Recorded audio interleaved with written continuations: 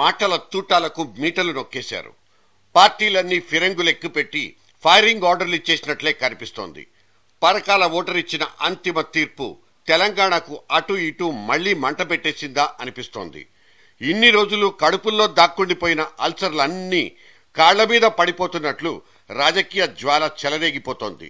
పార్టీల్లోని అన్ని అంతరంగాల్ని కదిలించిన క్రెడిట్ పరకాల ఓటర్దే అయితే దాని క్లైమాక్సే ఇక్కడ అంతు చిక్కడం లేదు.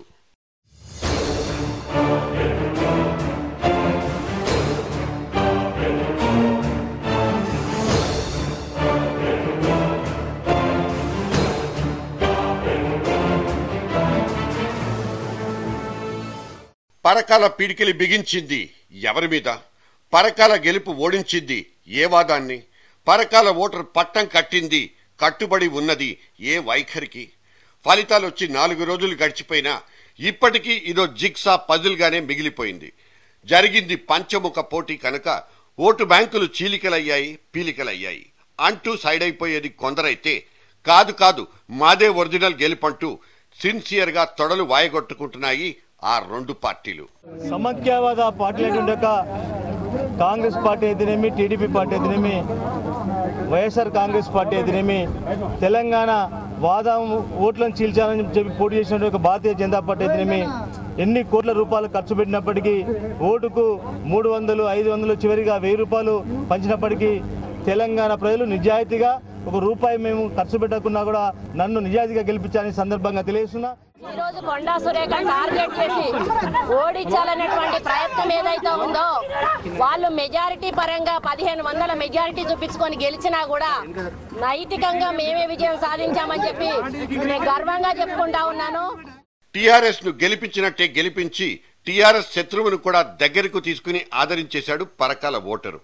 ఒంటి కన్ను రాక్షస పార్టీ అంటూ ఎక్కడికొస్తే అక్కడ రాళ్లేసి తరిమి కొట్టించుకున్న తెలుగుదేశానికి 3వ స్థానాన్నిచ్చి గౌరవించింది.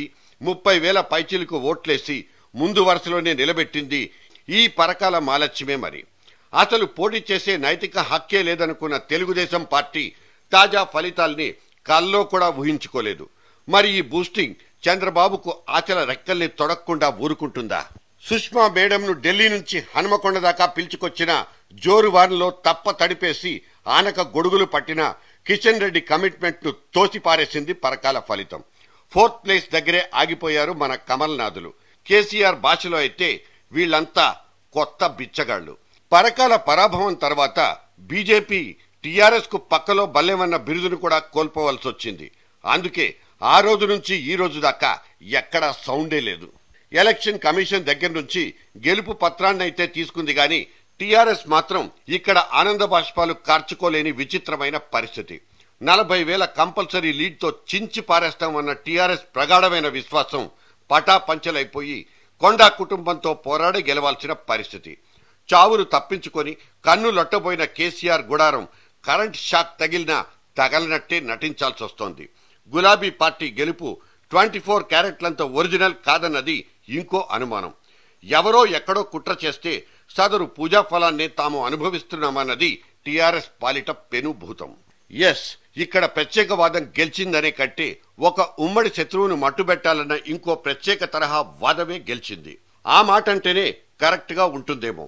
జగన్ పార్టీని తెలంగాణలో చెక్ పోస్టులు పెట్టి మరీ ఆపేయాలన్న కసి కమిట్మెంట్ మీదనే 1-2 ప్రధాన పార్టీలు వర్కౌట్ చేసినట్లు పక్కా సమాచారం ఉంది. యాంటీ జగన్ గ్రూపు ఏకీకృతం అవ్వడం వల్లే అది పరోక్షంగా టీఆర్ఎస్ కు లాభించిందా అంటే అన్ని పార్టీల ఇంటెలిజెన్స్ వర్గాలు ఎస్ అనే అంటున్నాయి. ఇంటింటికి తిరిగి 30,000 పత్తి విత్తనాల సంచులు పంచిపెట్టి 2 ఏళ్ల నుంచి పునాదుల్ని పటిష్టపరుచుకున్న కొండా కుటుంబాన్ని అంతకంటే దీటైన జగన్ అరెస్టు, విజయమ్మ కన్నీళ్లను నిలువరించి నిలబడ్డమంటే ఏ వాదం వల్ల కాని పని. మరి క్రాస్ ఓటింగే కేసీఆర్ నెత్తిన పాలు పోసేసిందా? ఎవరు గెలిచినా, ఏ రకంగా గెలిచినా చప్పున చల్లారిపోయిన రావణ కష్టం ఇవాల్టి నుంచి మళ్లీ రాజుకోకుంటే అదే 10,000ని సామాన్య జనం దేవుడి కాళ్లకు అడ్డం పడిపోతున్నారు. తెలంగాణ వాదం అనేది ఒక నివురు గప్పిన నిప్పు. ఉప ఎన్నికలప్పుడే దానికి పెట్రోల్ వాసన తగిలేది.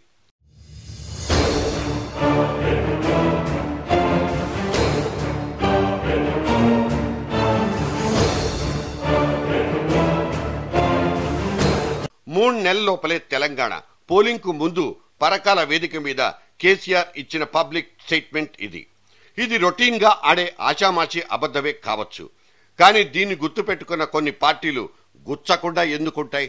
కేసీఆర్ గారు ఆత్మకూరులో టీఆర్ఎస్ అభ్యర్థిని గెలిపిస్తే 3 నెలల్లో తెలంగాణ తెస్తా అన్నాడు.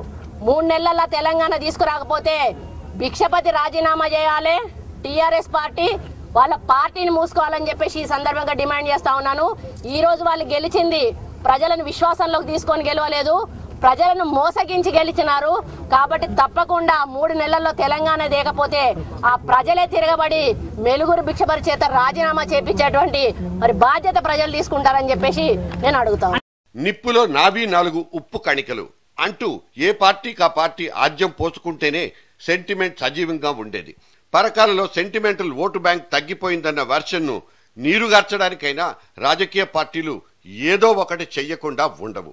కౌంటర్లు, ఎన్కౌంటర్లు, అటు ఇటు అవి ఇవి 4 అవాకులు, ఇంకో 4 చవాకులు పేలుతూ పోతేనే పేపర్లు, టీవీల్లో తెలంగాణ మంట ఎర్రబారేది. ఇదిగో ప్రెజెంట్ సార్ అంటూ ముందుకొచ్చేశారు లగడపాటి అనబడే ఒక బెజవాడ సౌండ్ గిరాకీ. కానీ జగన్ గెలిస్తే విడిపోతున్న మాట ఎప్పుడు అనలేదు. వేరే నాయకులు ఉండొచ్చాను, కానీ నేను ఆ మాట అన్నని చెప్పి, ఎందుకంటే కేవలం ప్రకటనలో ఆలస్యం అవ్వచ్చు, లేదా కేంద్ర ప్రభుత్వం ఏం ప్రకటించకపోవచ్చు, అసలు తీర్మానం అవ్వకపోవచ్చు.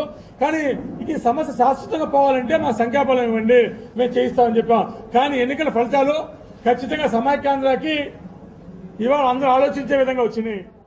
జెండా కర్ర పట్టుకుని రోడ్ల మీద పడి నాన్ లోకల్ జిల్లాల్లో కూడా ఓట్లడుక్కున్న లగడపాటికి సీమ మరియు ఆంధ్రాలో దక్కింది దాదాపు గుండు సున్నాయేనని తేలిపోయింది.